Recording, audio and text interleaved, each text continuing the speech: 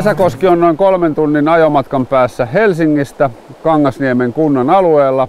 Ja voin väittää, että Läsäkoski on yksi Suomen arvostetuimmista perhokalastuspaikoista. Se laskee Puulaan, jossa on hyvä muikkukanta. Sen takia taimenet kasvavat nopeasti. Tänä vuonna vierailin Läsäkoskella 3 eri ajankohtana. Ensimmäisen kerran kalastin maaliskuun lopussa, jolloin maisemat olivat vielä talviset. Kalastuskauden koskilla käynnistää pieni hyönteinen nimeltään sumukorento. Niiden ilmestyminen joen pinnalle on selkeä kevään merkki. Virtavesissä asuvat taimenet intoutuvat syömään veden pinnalla pörrääviä sumukorentoja, mikä houkuttelee kalamiehiä pintaperhoineen paikalle. Kalat tuikkii täyttä päätä ja täällä vaan mässytetään aamiaisia. Siinä olisi nyt 2 eläintä. No niin olisi. Symbioosissa. On kevät, luonto alkaa heräämään, ensimmäiset hyönteisaktiivisuudet tulee tässä ja sumukorento kuoriutuu, kalat aktivoituu ja käy pinnassa. Kalastajan on helppo pongata ne kalat sieltä ja kalastaa havaittua kalaa. Se on ihanaa. Eikö tämä ole yksi aika iso perhokalastajan sesonki jopa? No se on siinä mielessä iso ja hieno, että se on ensimmäinen talven jälkeen ja yksi niitä hienoimpia. Valtaosa kalastajista menettää tämän ihan tietämättään, että näinkin hienoa pintaperhokalastusta voi olla lumisten penkkojen välissä. Joo.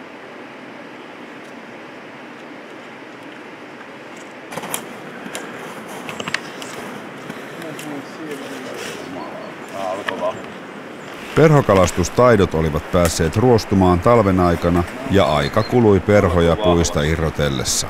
Taimenia kyllä näin, mutta en onnistunut saamaan yhtään ylös.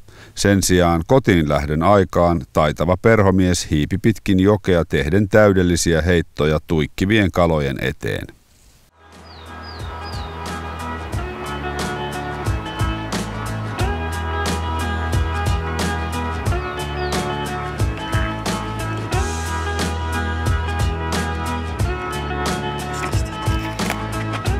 Eli kun mä sain tavarat kasaan, niin toiset alkoi ottaa kaloja. Näin se menee.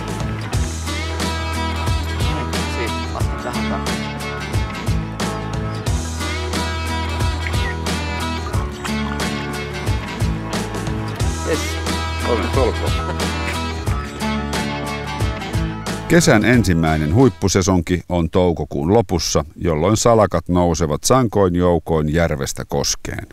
Läsäkosken luonto on mielestäni kauneimmillaan toukokuun lopussa. Linnut laulavat läpi koko vuorokauden ja jokimaisema on upean vehreä.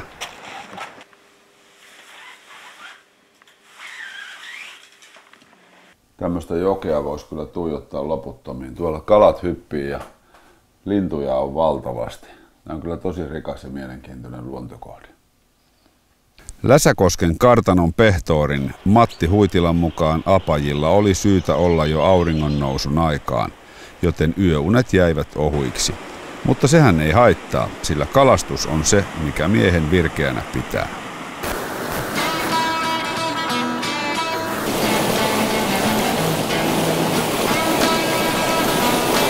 Tässä sitä ihminen nauttii luonnosta. Vesi on kirkasta ja kalat voi hyvin. Olisi se sääli, jos ihminen tämmöisenkin onnistuisi pilaamaan.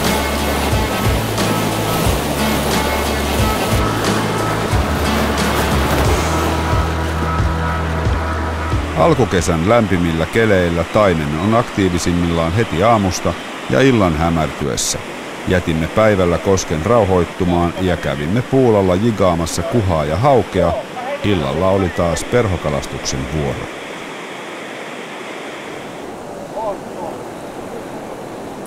Tähän nyt lähtee. Joo, eli toi siltahan on myöskin, totta kai se on sosiaalinen paikka, mikä kokoonnutaan, juttelee ja vaihtaa illan kuulumisia ja kalatapahtumia, mutta se on myöskin oivallinen paikka nähdä tuolta ylhäältä alaspäin, että missä kohtaa jokea on eloa ja missä pomppii taimenia. Ja nyt oli just äsken semmoinen tilanne, että katsottiin tuolta ylhäältä sillalta, että siinä yksi selkeästi isompi taimen aktivoitu ja pomppasi pintaan ja Peltsi huomasi sen ja pääsi heittämään vaihtopaikkansa sille, että pääsi kalastamaan justiin sitä kohtaa. Ja ensimmäinen onnistunut heitto siihen oikeaan kohtaan ja onnistunut uitto, niin sillä oli se iso taimen sit siinä hetken aikaa kiinni, mutta tällä kertaa sitten kirvelevään karkuutukseen päätti sitten se taistelu. Ei piru vielä pysynyt kiinni. Siinä oli yksi semmonen taimen, mikä kävi aina pinnassa semmosessa kuohussa ja heitin siihen ja tarttui ja pari potkua tum ja irti. Se kävi vielä uudestaan, mutta ei sitten osunut perhoon. Nyt tuolla on kyllä kaloja. Pitää vaan hetki levetä. Mä oon noita hyttysten toimesta niin syöty, että pitää tulla tänne sillalle vähän raapimaan itteensä. Bongasin uuden kalan sillalta ja lähdin tavoittelemaan sitä. Jälleen kerran kuitenkin onnistuin saamaan perhon heitettyä puuhun. Sen sijaan samaan aikaan koskella ollut kokenut perhokalastaja teki huolellista työtä ja heitti tarkan heiton toisen hyppivän taimenen eteen hyvällä menestyksellä.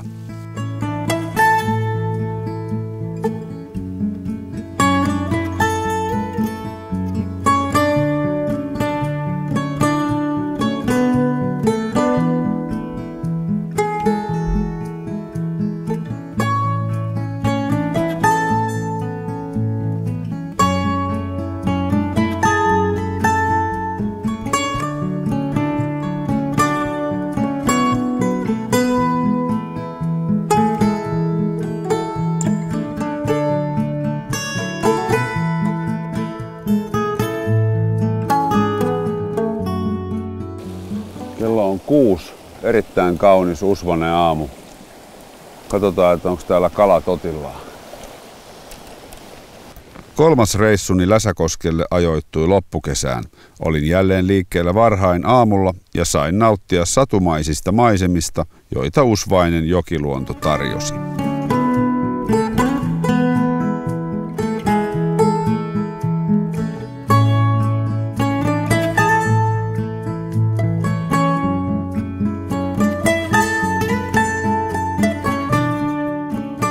Kannattaa tulla Puulalle, niin voi päästä näin hienoon ja arvostettuun kalastuskohteeseen kuin Läsäkoski.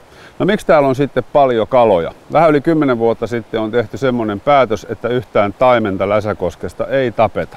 Sen takia ympäri maata perhokalastajat haluaa tänne tulla, koska täällä yksinkertaisesti on paljon ja isoja kaloja. Jos ne olisi kaikki tapettu, niin ei olisi kaloja. Läsäkoskessa on oikeastaan kahdenlaisia taimenia. On semmoinen paikallinen kanta, jotka viettää käytännössä koko elämänsä tässä koskessa.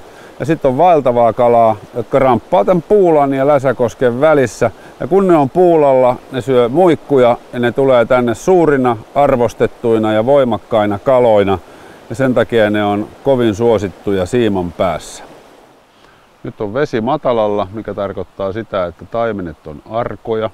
Eli ei sovi lompsia sinne suoraselkänään tällä tavalla, että tulipa kalaa, vaan kannattaa hiipiä, mennä ihan rauhallisesti, koska kala näkee sieltä ihmishahmon. Ja kyllä se pelästyy, jos sinne menee liian reteesti. Eli nyt vaan niin kuin sudenpennut.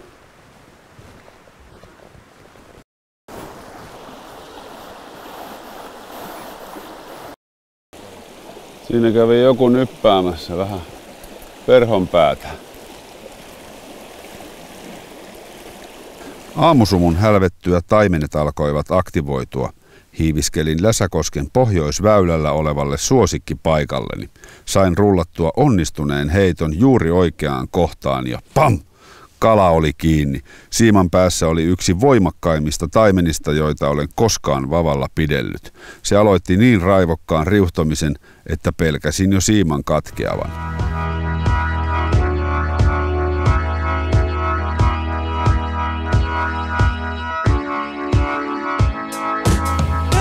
Ylävirtaan tekis mieli ja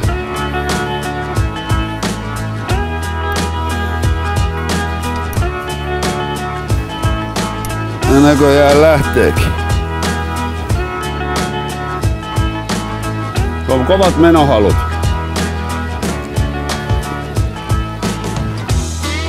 Noin, nyt tuli heti aamun kärkeä hyvä aamukala. Yli 0,5 metriä reilusti. Nyt on aika päästää taimen takaisin omaan valtakuntaansa. Kaunis Läsäkosken asukas. Noin.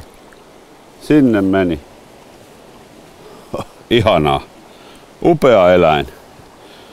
Upea kaunis eläin. Se on hieno juttu, että täältä Etelä-Savostakin löytyy vapaaehtoistoimintaa. Tässä on isot kasat soraa. Näillä tehdään tähän Läsäkoskeen taimenille kutupaikkoja, eli kutusoraikkoja. Tehdään kokonaan uusia ja kunnostetaan vanhoja. Näiden avulla Läsäkoskeen syntyy uusia taimenia, jotka sitten vaeltaa syönnökselle Puulalle. Kyllähän näitä taimenia voi tuohon Puulaan istuttaakin, mutta kyllä tutkijat on aika yksiselitteisesti sitä mieltä, että luonnonkudusta peräisin oleva kala on parempi ja vahvempi.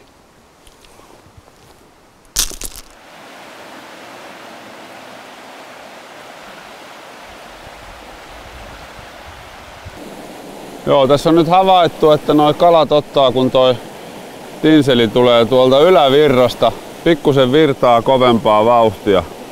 Eli ne tavallaan yllättyy sen tulosta, että se tulee siihen näkökenttään ja sitten ne saa siitä jonkunnäköisen reaktion ja hyppää kimppuun, jos on hypätäkseen. Aina välillä onnistuu. Läsäkosken kalapaikoissa parasta on monimuotoisuus. Pääuoman lisäksi alueella on pieniä puromaisia sivuvirtoja, joihin kätkeytyy kaloille lukemattomia oleskelupaikkoja. Heittojen ei tarvitse olla pitkiä, mutta tarkkuutta vaaditaan. Tämän taimenen onnistuin saamaan pitkän jallittamisen päätteeksi kaatuneen puun vierestä. Kirjavan ulkonäön perusteella arvelin urostaimenen olevan Läsäkosken paikallisasukki. Aamu taittui päiväksi ja aurinko valaisi jokiuoman. Keskellä päivää koski tuntui olevan tyhjä kaloista. Oli siis vaihdettava kalastustekniikkaa. Täytyy koittaa, että noilla pikkuperhoilla, jos niihin tarraisi kuulapäisellä, niin saisi sen tonne vähän syvemmälle.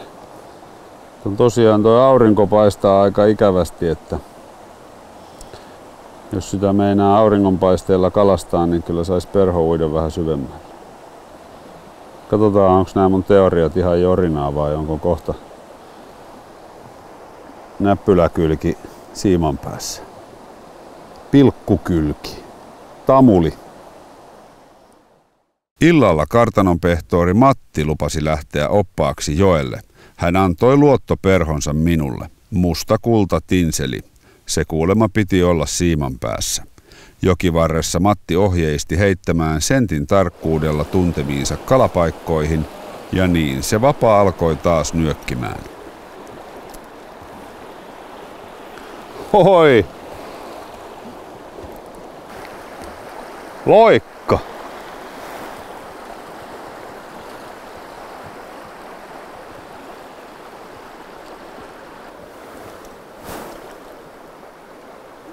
Noin. Ihanaa. Läsäkosken leopardi. Oi, miten kaunista. Kaunis kala. Siirryimme vielä hämärän hetkellä Läsäkosken sillalle tarkkailemaan taimenen loikkia. Eipä aikaakaan, kun Matti oli taas bongannut kalan. Niin missä päin se oli? Tuossa virrassa. Joo. Pehtoorin silmät eivät pettäneet tälläkään kertaa. Hetken kuluttua haavi heilahti ja pitelin käsissäni kuvan kaunista tamulia.